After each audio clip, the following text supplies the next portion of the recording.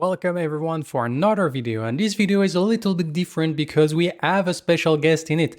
We got with Soul Reaper to review the Professor's matches of the Swiss round, and here it's the final match of the Swiss round, which is like both teams are 4-0. It's the Professors versus the Chef, and we get the chance to have a little bit of insight from one of the top mid laner in the game, Soul Reaper, while also me reviewing the match. So I hope you enjoyed that new format, and let's get going.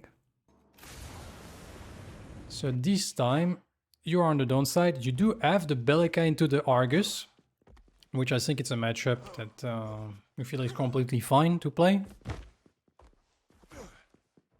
It's like Argus is a little better, I think, in terms of like lane prio, but if you play correctly around like the drone and things like that, you can definitely have the advantage. Also, depending on what build he goes, I think he ends up going Astral, so he ends up setting himself to get like one shot very easily. Oh my god. Let's watch Unsuspected say. What?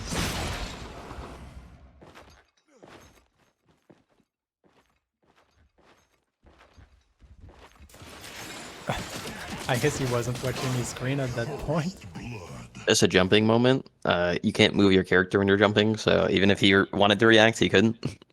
Yeah, but I feel like he did one more jump that he could have reacted before because before everyone arrived. But yeah, that's a way to get like already a free lead. You get like a lot of people some gold. The Snoop has double short sword going into like his offlane matchup. I think that actually makes a big difference in that matchup, specifically. Just because Kwong is so strong like early game, but their short sword I think actually ends up making a difference where Snoop can actually get pressure like early. And since it was like that fast execution, like you don't lose anything for that. It's just like just a free first blood before the game even starts.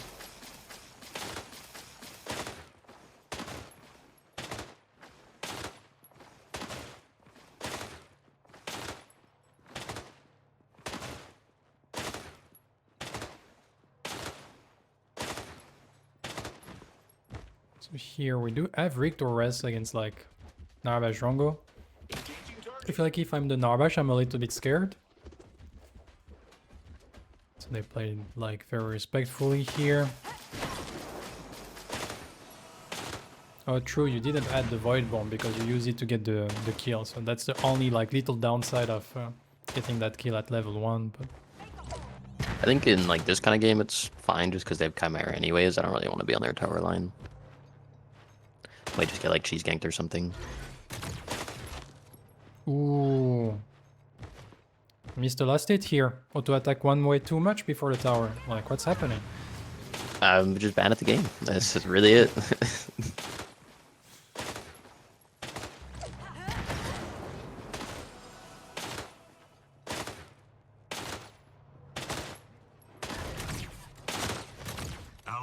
So I assume like as a mid laner, of course, like you kind of look at what is your matchup, but probably also immediately you look at what is the enemy jungler and you kind of think like how he can gank you, and then you adapt your playstyle based on that to not make the gank easy for him. I think it also depends on the player. A lot of junglers kind of path like the same way or play the same way in terms of like how they gank. So like Mav, I know, likes to gank mid, and then he always likes to come like low like this, where he ends up coming low on the duo side, which I assume that he's going to be on the blue side unless because he didn't gank solo. So he's either wasting 30 seconds on the solo side river or he's on duo side because he has to cross. In which case I end up walking to my jungler if he wants to continue to drop down. Then we end up turning around on them and then they just lose the trade.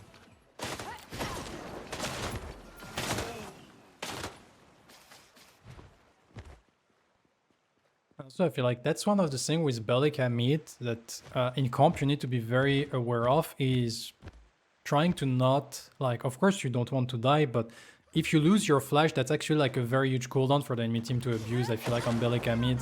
So if you can like avoid a gank while not having to use your flash, it's actually like a pretty good win for your team. 100%. Especially against like a Chimera or something like that.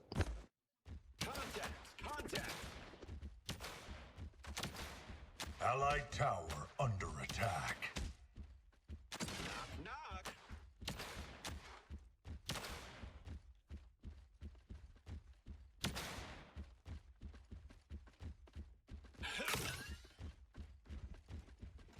So Adanor is asking a question of like, can you actually full pre-cleanse a seismic assault? I think Can it's you what? Pre-cleanse? possible. It's very difficult with the timing on the pre-cleanse. Maybe it's a little better next patch when they extend it a little bit, but it is. It's frame 13 technically, but that it feels like frame 1.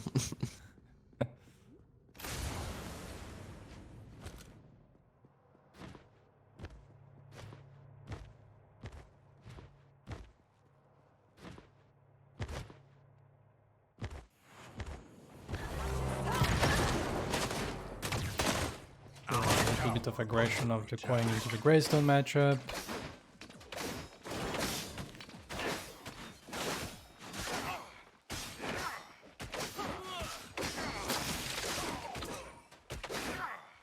I like that's a matchup that you need the Greystone to not fall behind, because then it makes it like very unplayable for the Greystone if you cannot like walk up and deal damage. Yeah, I think the early short trade actually made a pretty big difference in this lane because he had to deny sneaks some farm for a little bit. So, well, like last hits under tower, not necessarily like XP, but I think it ends up making the difference in the early game here.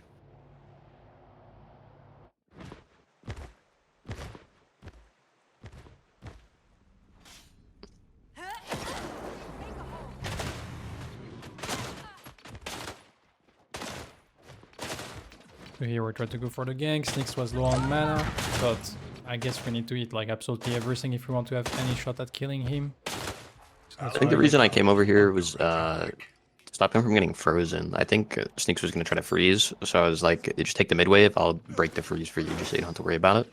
And then sit on his tower line when bedside's coming out.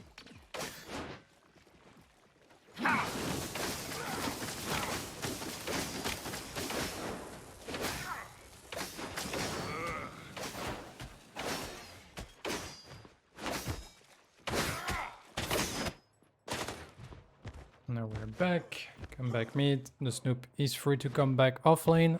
And here he has no issue because it should be a bounce back after the crash. On top of that is a bounce back with 6 that is playing on the side of the jungle, so that should give them like plenty of opportunity to make something happen.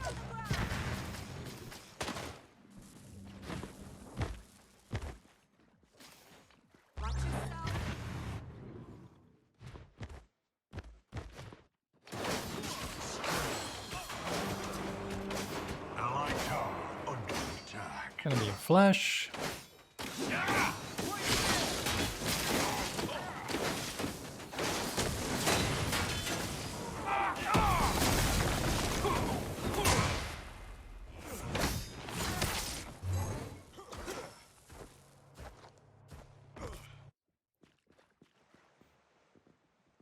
Luckily for you, Greystone didn't die, otherwise I could hear a mid lane diff.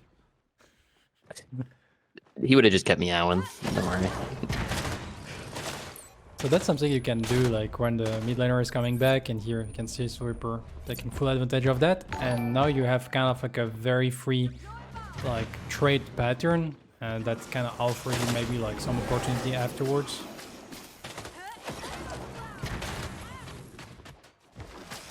I guess here we have to be careful. They just got Fangtus. Yeah, I think Mavs end up like soloing this, but he wastes like a full like minute and a half or something doing this, which I think we knew he was on it, but we just didn't care because he was just wasting so much time on it. So he just ends up getting behind, I think, from it.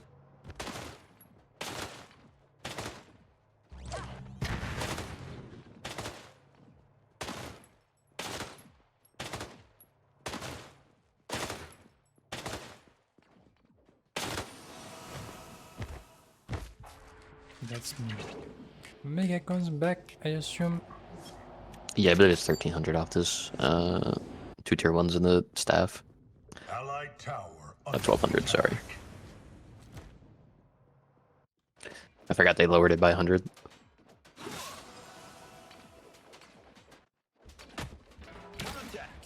Once again, kind of like a slow game, and I feel like the top team have getting better at not like offering free kills in the early game and understanding a little bit better like their moments. As soon as I say Yeah, that, I think it's more about like just farm and like getting the advantage through XP and things like that. Enemy has been And I feel like also like teams are starting to understand better lane control, but at the same time they also like respect lane control better. I know like we're more like in the arc that teams need to get better at like actually like breaking those lane control situation or being like a team at like actually like managing those situations, a little bit like the little thing you have done earlier as the Belka going for the rotation to help. Oh, you didn't miss the ultimate. Ah, no, you cannot miss. I forgot about 100% hit rate. To this day. To this day.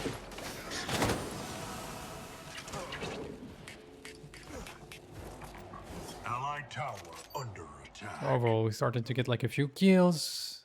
Thermo Farmer also like 30 CS up, which is not a lot, but it's still like 10% more CS, so it's still like substantial amount at that moment in the match.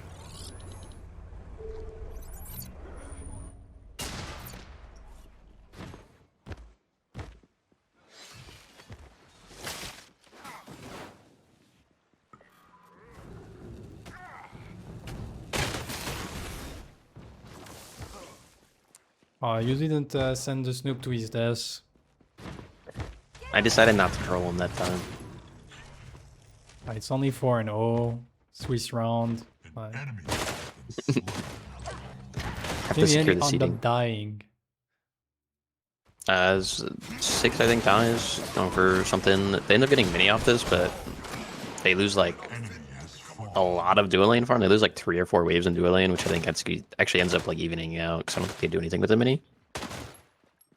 So it's kind of like a little bit of a weird rotation from the dual lane. I'm not really sure why they committed so much to coming to there, especially since their red side was like down at the time.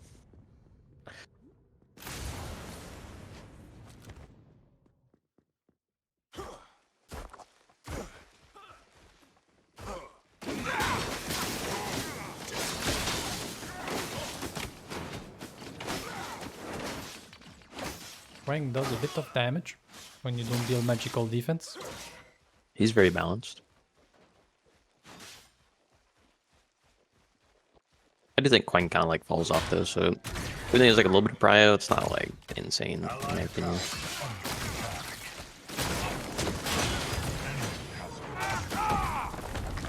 Wasn't a whole lot of HP, but here we can see that you're rotating. Quang has used everything. An enemy has fallen.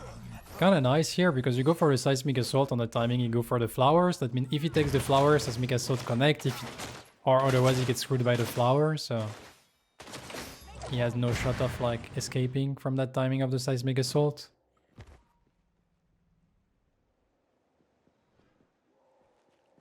And here we're gonna get the Fangtus that is going to respawn pretty soon, probably 30 seconds or so.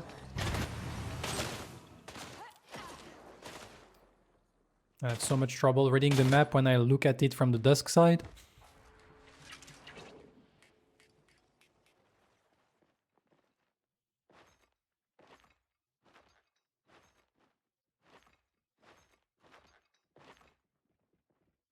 Allied tower under attack.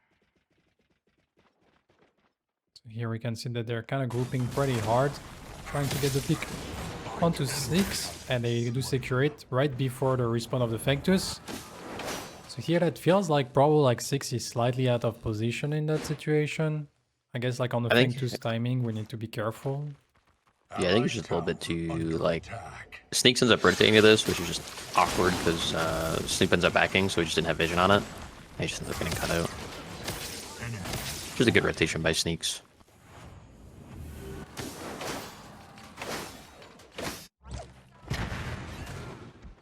Yeah. So As Snoop here- played for Profs, he's a sub. Sorry. But so here, like with no jungler, there is no point in contesting that Fangtus, so you accept the second Fangtus loss, and it kind of looked like a little bit like the previous game against Flow State. Even though like not a lot of kills, but we're still doing well on the side of Professor when it comes to farm. And here you're kind of offering the early objective because kind of, I guess, like Chimera, Drongo, Argus comp kind of apply that pressure. Yeah, they're just like very early game focused with their draft. We just scale really well with the the Rick, the Zarus. Like pretty much everybody on our team scales, so we're not like too worried about losing objectives. Again, it does put like prio on the third one, but as long as we're playing correctly, they should be able to get it. Killing spree. Big Bellica interactive moment. Yeah, he just gets outplayed a little bit. Nothing you can do really. And I think that leads us into a mini, and then I think we take mid lane tower off it after. Your prime. Walls, leave me through.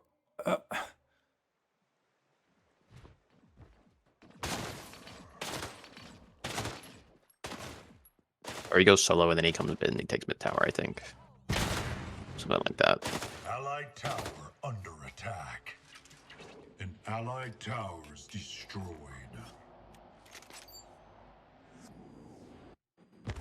Allied tower under And attack. we're looking to get just enough gold to secure the Tainted Scepter. That's why we farm to one more wave.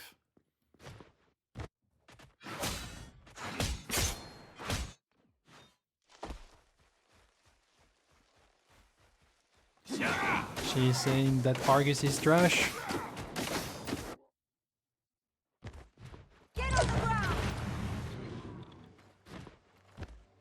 Okay, I wonder, like, he's pretty good, but I wonder if he's like really that super high peak material or not yet. Which character? Argus. I think he's like solid just because he's a flex. I think that makes him very strong. But I don't think he's like an insta-win character.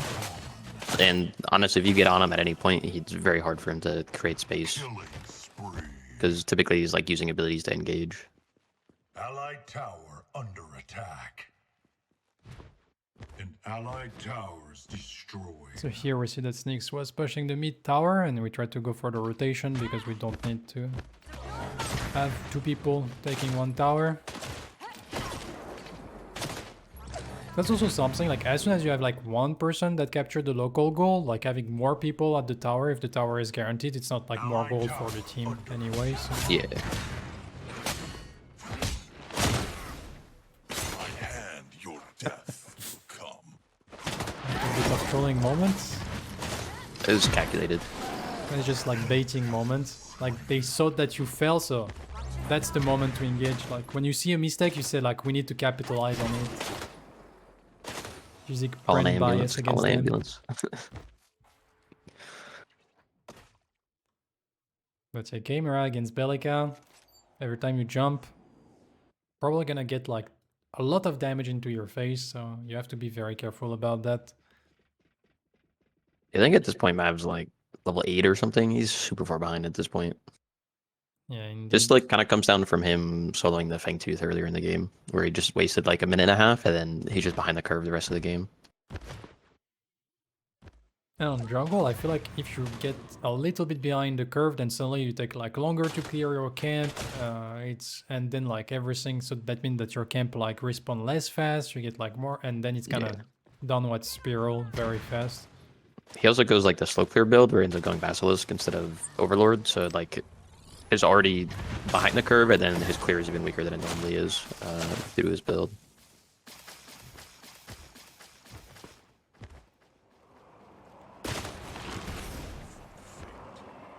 And as a Chimera, if you're behind the curve, like you can't play the game at all.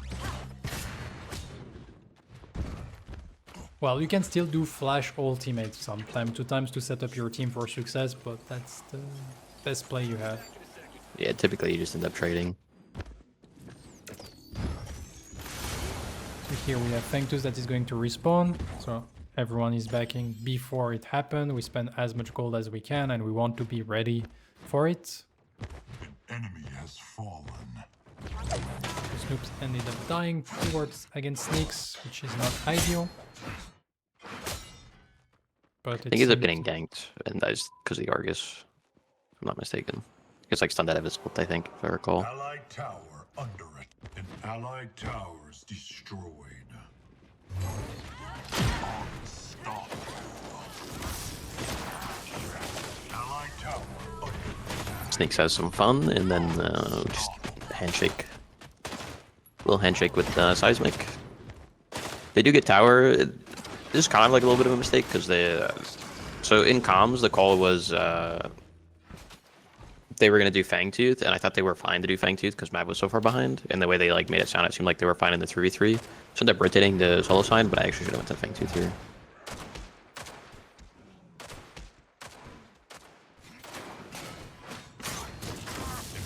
It's also like it's an Narbash comp, Yeah. which means that they kind of need burst damage, and you're a big portion of that. Luckily, I don't think they end up getting it, but a little bit of a mistake. And then it worked out. Yeah. Could have been like a little bit more scary. And could be triple Fangtooth into Narbash comp and triple Fangtooth into Narbash comp. I think we always like sacrifice the tower for it because we don't really want to have to deal with the hassle. It was also about the tower. I think it was more about just trying to get the trade, because if they're like fine in the 3v3, then getting the trade is just like you're getting something for Snoop dying, and then them getting the tower anyways. But it was just like a little bit of a miscomm.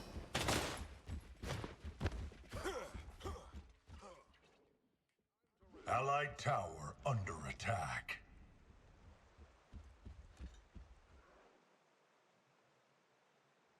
Now we get the Caustica. World Breaker. Okay. Guess you stack it very, very fast.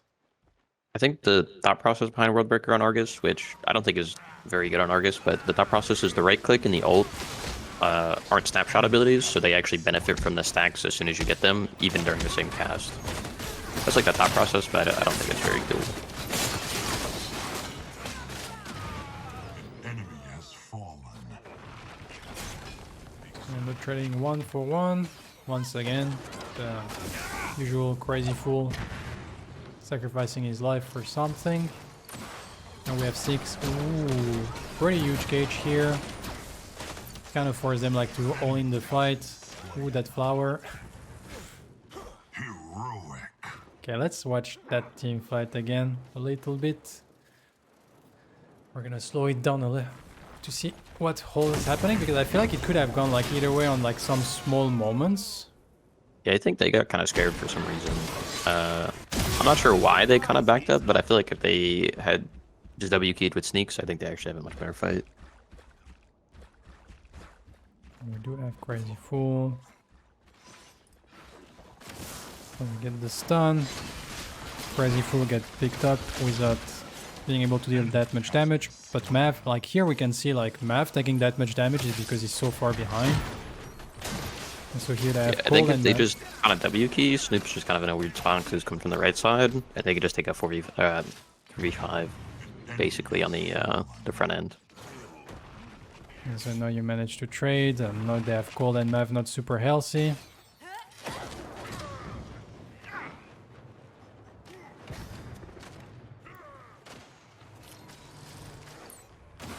Liking a bit of damage.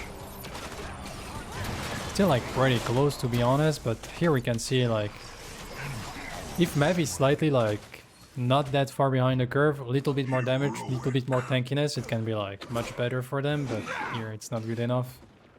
100%. And also like Greystone showing what he's best at, it's just like zone like the whole backline by himself, and then he can press hold button and the team has time to arrive to help him so he doesn't die. An allied tower. And if you do it correctly, you don't even need Phoenix value to be able to survive long enough for your team to come. Phoenix and value is something I've never heard before.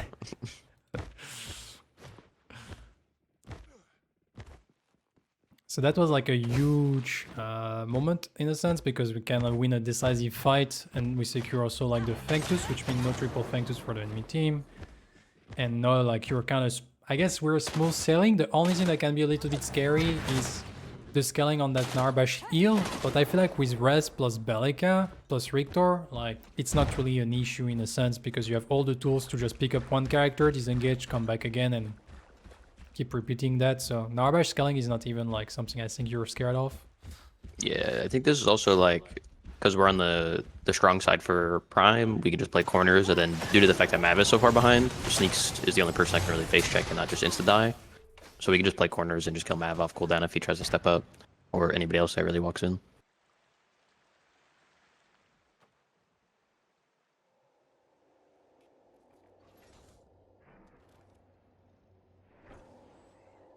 So here we ended up resetting this 45 magical power in the pocket.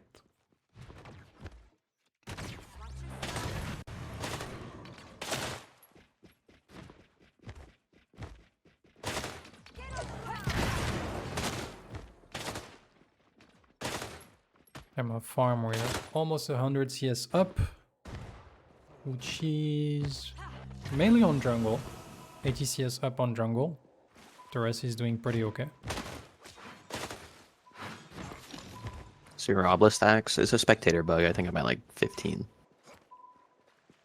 Yes, there is like unfortunately no charge displayed on spectator mode.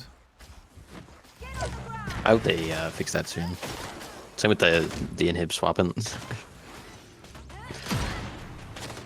I would love to see stack, I would love to see cooldown, I would love to see minimap not bugging, but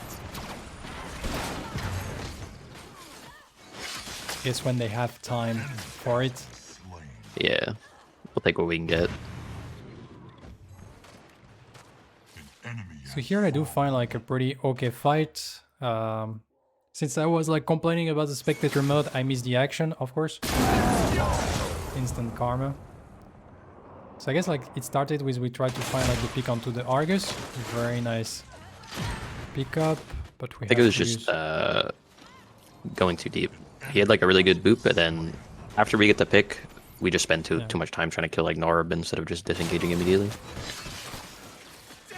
No, so I feel like you're in the end it was like very close because like Argus was 1 HP. If the Argus like die on the like fun button, suddenly like it's very easy to disengage. But since it's at 1 HP, we kind of feel like okay, we just have to use the Coliseum and then suddenly again like the Sanctification, I think, or like he got some shield, the Sanctification, and now you have to spend a little bit more, and that's like this following up that just this little bit more will be enough to kill him, and then we have invested, we have to kill it and survive just long enough. But it's not like they're taking anything out of it, so if you survive like the next 20 seconds with not like getting anything of very important, well, in the end it's not like impactful death, so it's fine. Yeah, I think they just can't pull it literally just because of how far behind Mav is. So sucks to kind of let them stall the game out a little bit, but nothing like too detrimental, I think, at least yet.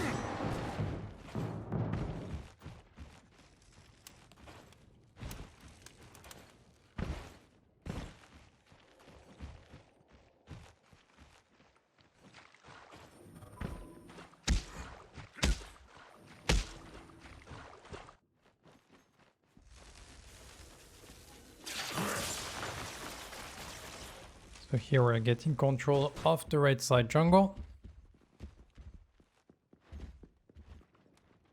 Yes, this maybe too. Ooh, the jumping. I think I've seen that like earlier in the game. Well, like here Seismic is completely out of position. So he gets a little fun button, and then That's I think we end up pulling Prime off that. like, to be honest, like at that level of play, that's a very big mistake by Seismic to step up there. Yeah, it's just one of those things that I think they might have just been checked out at this point. He's like 0-5 already. I think might be a little mental gap there. Ushi that tried to go for the little frame perfect flash knock up. Not working.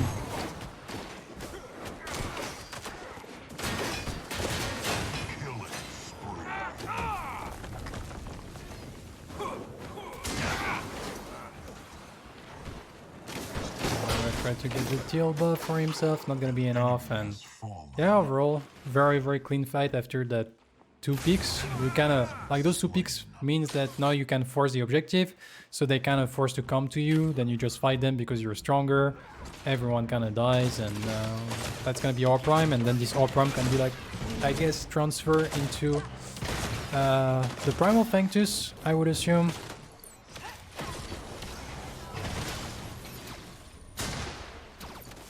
I think like the biggest problem is that they killed Snoop, which I think is the biggest problem. Or sorry, not Snoop. Six, because we got like a little separated by the Narball, which kind of sucks. So basically, it makes it so we have to like bait instead, which is fine, because they don't really have anybody that can really safely walk into our comp for the most part. And then we can just keep doing that over and over again since we have priority.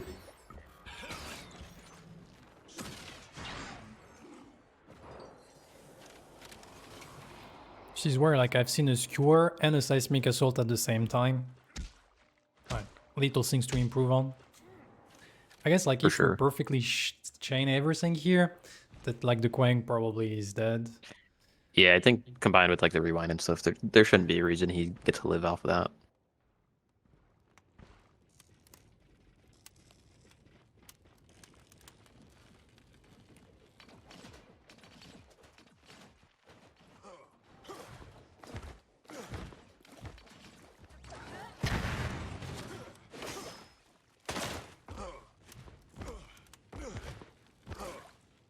But we're not like going too fast, not trying to do stuff that we are not guaranteed to make happen. So here we're getting control around their prime once again, and simply like they're not defending at all, it seems. So here we're just getting like full vision, full control of right side jungle. They try to find some damage onto the Snoop, but that means the rest is alone. They do manage to find you though in the meantime. So I guess here we're trying like to fight a fight where 6 and Survivor were not there, which kind of makes it kind of awkward.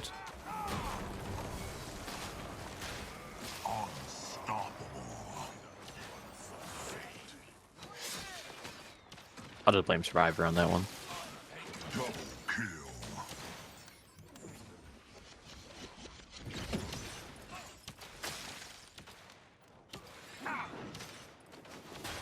I think they do end up spending like 3 flashes or something here as well on the trade, so it ends up not being like too bad, but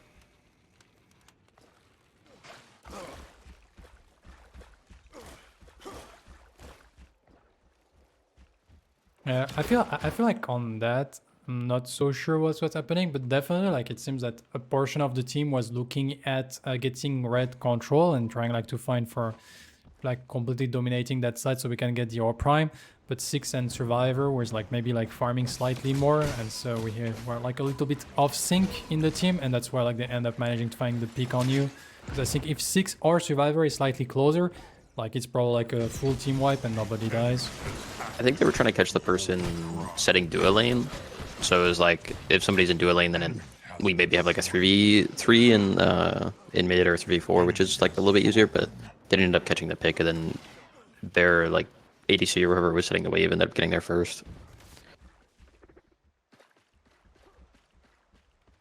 In the end, rotation was good enough to clean up. That do secure the ore prime. No, we have ore prime regen. Most people in the new team, there are only 3.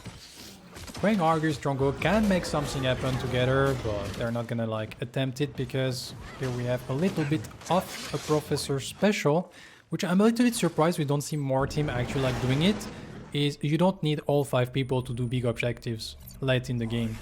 And here, that's exactly what you do. You just like 2 or 3 people, while the rest is actually like getting pressure on the map or keeping information and people at bay. I think not being able to keep information and things like that just kind of, it gives the other team like the opportunity to potentially come in and steal. Like we know for a fact they can't steal because we have vision on all of them, right? So I think that's something that other teams should definitely like pick up.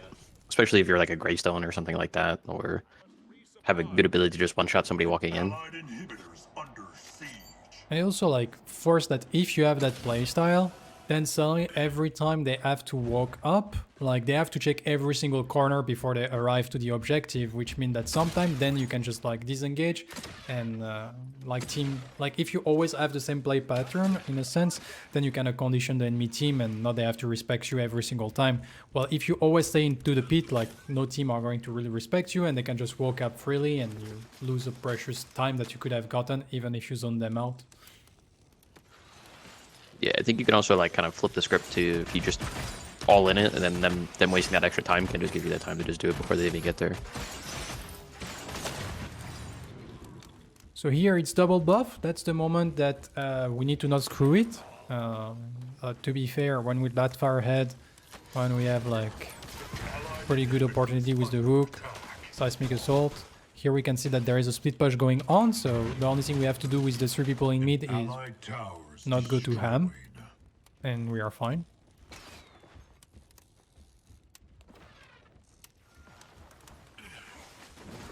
Allied inhibitors under attack.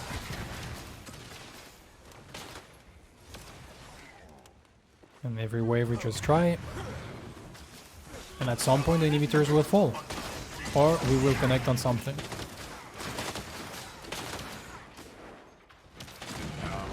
And now we've I like opened that the they're on ping. this so silly.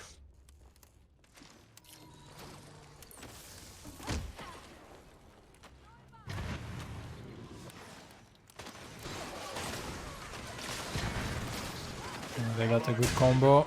Under attack. Only get one pick so far. So we looking just end towards getting the double inhibs and resetting, I think. Or we get a pick off the knock up here and then a little fun button.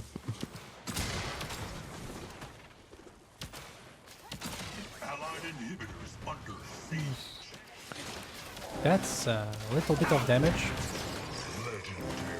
I feel like there's a little bit of an in play, honestly, by Mav there. I don't think they actually need to do that. I think they actually have enough played clear because of the Argus that they actually probably could have defended. Legendary.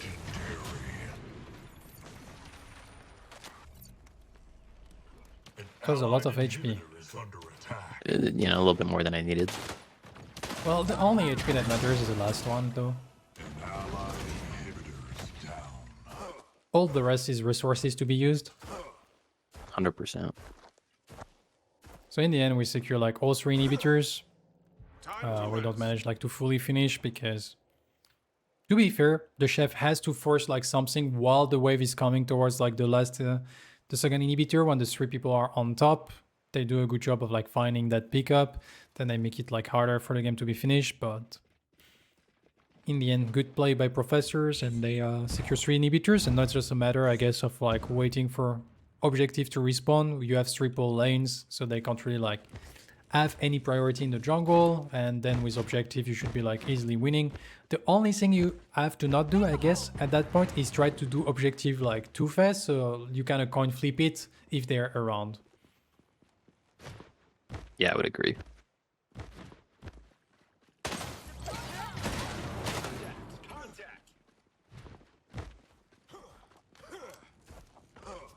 And the thing is, like, there is not really like any reason as a team to go too fast on the objective, because you can just like set up a wave and suddenly like they have like 3 big minion wave to defend, and you see vision if they're actually like defending the wave. And if they're not defending the wave, you just wait. Your wave is going to push until the core, and at some point they need to send people to defend.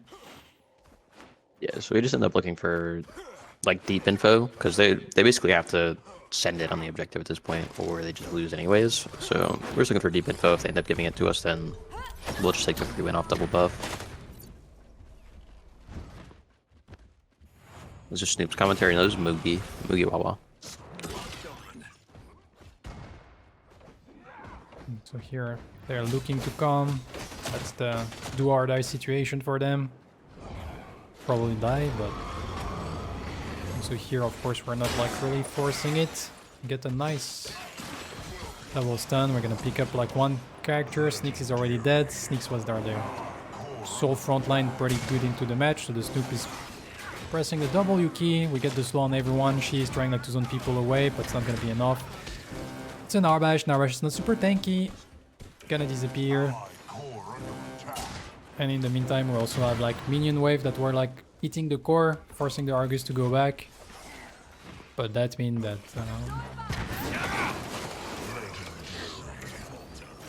that was like a nice sync moment. Void bomb as soon as the hook like get out, so perfect damage timing. And for good measure, we just like clean up with the last rewind into hook. And that's like one thing I think that is very nice to extract from this game is really if you manage to force the team to a single play that they can do, then you just have to play around it, and it's very very easy if you play around it, and because you know what the enemy team is going to do. And here you just start the objective, you know they're gonna come, you just step up, kill them, and it's a free win. And there was like no shot for them to ever make anything happening because you don't let that happen. Yeah, I think it's kind of like chess, right? Like you want to force your opponent to respond to your actions as opposed to responding to their actions. So then you can play around that and kind of force them to do what you want to do, which is pretty much like exactly what happens in that situation.